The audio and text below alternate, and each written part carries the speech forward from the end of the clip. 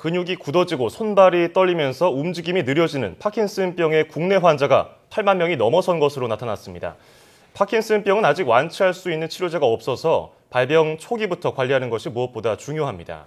네, 그래서 이 시간에는 전문가와 함께 이 파킨슨병의 증상 그리고 치료법에 대해서 자세히 짚어보겠습니다.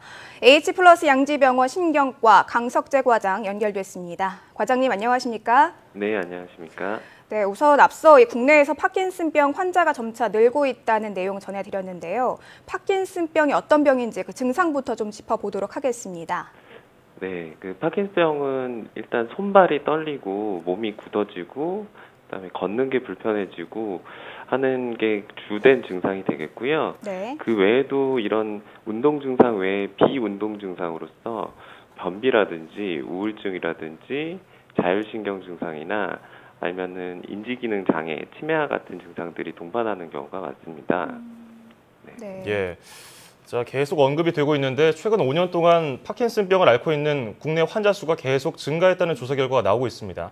실제로 일선에서 일을 진료를 하고 계신데 진료받은 환자가 어느 정도로 좀 늘었습니까? 네, 진료받는 환자분들은 한 10% 정도 늘어나고 있는 걸로 생각이 됩니다. 네. 그렇군요. 예. 저희가 사실 이 파킨슨병 하면 흔히 스티븐 호킹 박사를 많이 떠올리게 되는 것 같아요. 근데 네. 아직까지 조금 국내에서는 생소한 병이 아닌가라는 생각이 들기도 하는데요.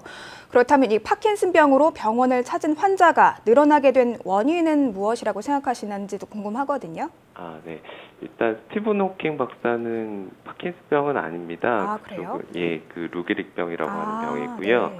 파킨슨병의 대표적인 분은 일단 무하마드 알리라고 하는 분이 그렇군요. 가장 대표적인 분이 아닐까 생각이 되고요. 네. 파킨슨병으로 이게 오는 원인은요, 가장 중요한 거는 결국 노령화에 따른 노인 인구 증가가 가장 큰 이유가 되지 않을까 생각이 되고요. 네. 두 번째는 이전에는 손을 떨거나 이제 몸이 느려지는 것들에 대해서 그냥 노화에 의해서 나이가 들어서 생기는 증상이라고 생각을 해서 병원을 안 오셨던 경우가 많은 것 같습니다.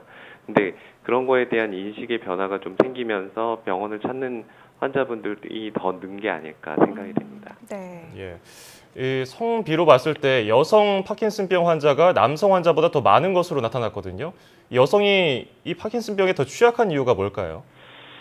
꼭 그 병 자체가 파킨슨병이 이제 여성이 더 많이 생기는 것은 아닙니다. 전체적인 그 우리나라 통계에서는 그렇게 나온 게 있는 것 같지만 네. 전체적으로는 뭐 성비의 차이는 없다고 되어 있고요. 이게 노인 질환이기 때문에 비교적 여성에서 평균 수명이 더 높기 때문에 그게 이제 여성에서 더 많이 발생한 것처럼 보이는 게 아닐까 생각이 됩니다. 네. 미리 예방하는 게 제일 중요하겠지만 만약에 이 파킨슨병에 걸렸을 때 특별히 좀 유의를 해야 할 점이 있다면 어떤 부분들이 있을까요? 네, 그 파킨슨병 환자들이 약물 복용을 일단 가장 유의를 해야 되는데요. 네. 일단 도파민이 모자라서 생기는 병인데 도파민을 차단시키는 약물이 들어가게 되면 파킨슨 증상이 더 악화될 수 있기 때문에 보통 소화제와 같은 것들에 도파민을 차단시키는 약물들이 많이 포함이 돼 있어서요. 이런 약물을 사용할 때 주의해야 되고, 두 번째는 파킨슨병이 걸리게 되면은 이게 보행이 잘 안 되고 넘어지는 경우가 가장 문제가 됩니다. 예. 이러한 증상에 대해서 약물 치료가 가장 우선이 돼야 되고 정확한 시간에 약을 복용하는 게 도움이 되겠고요. 운동을 유지를 해서 환자분의 근력을 유지를 시키는 게 가장 필수적으로 같이 해줘야 되는 게 아닐까 생각이 됩니다. 네. 예, 정확한 약물 치료와 운동을 해야 된다고 말씀하셨는데 네. 이 파킨슨병은 일반적으로 나이가 들수록 발생 빈도가 높아지지 않습니까? 그런데 네. 젊은 나이에 발병한 경우에는 어떻습니까? 유전이라고 봐야 할까요? 예, 그렇죠. 그 대부분 파킨슨병이 퇴행성 파킨슨병이 되겠는데요. 예. 그 가족력이 있거나 아니면 45세 이전에 발생하는 경우에는 유전자에 의해서 생기는 경우도 많이 있습니다.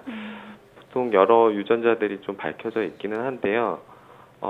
이게 외국 보고가 대부분이고 우리나라에서는 물론 밝혀진 경우가 있지만 그렇게 흔하게 생기지는 않은 것 같습니다. 그렇군요. 예. 흔한 사례는 아니라고 말씀을 해주셨는데 어쨌든 이 파킨슨병 아직 완치할 수 있는 치료제가 없다고 하는데요. 그렇다면 치료는 어떻게 이루어지는지도 궁금합니다. 예. 첫 번째 기본이 되는 거는 약물 치료가 됩니다. 부족한 도파민을 보충해 주는 게 가장 기본이 되는 치료가 되겠고, 네.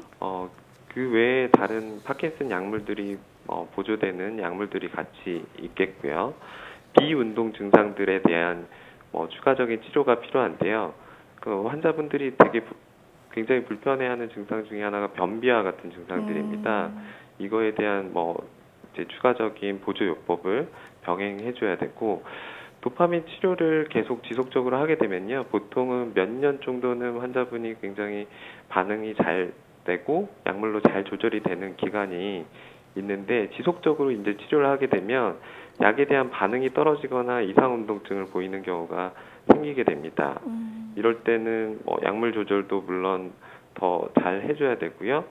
그 뇌 심부 자극술이라고 하는 수술을 병행해서 치료를 하기도 합니다.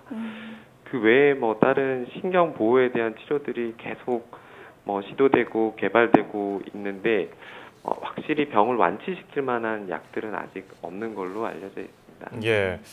자, 확실히 이런 완치할 만한 치료제가 없는 것처럼 이 파킨슨병이 뚜렷한 예방법도 없어서 의심 증상이 나타나면은 즉시 진료를 받아보는 게 중요할 것 같거든요.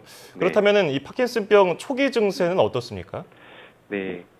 운동 증상으로 가장 초기 증상은 보통 한쪽의 손이나 발이 떨리거나 어둔해지는 증상이 있거나, 경우에 따라서는 한쪽 팔 또는 다리로 힘이 빠지는 증상으로 호소하는 경우도 있습니다. 예. 근데 이런 운동 증상 외에도 운동 증상 전에 정구 증상으로 나타나는 경우도 있는데요.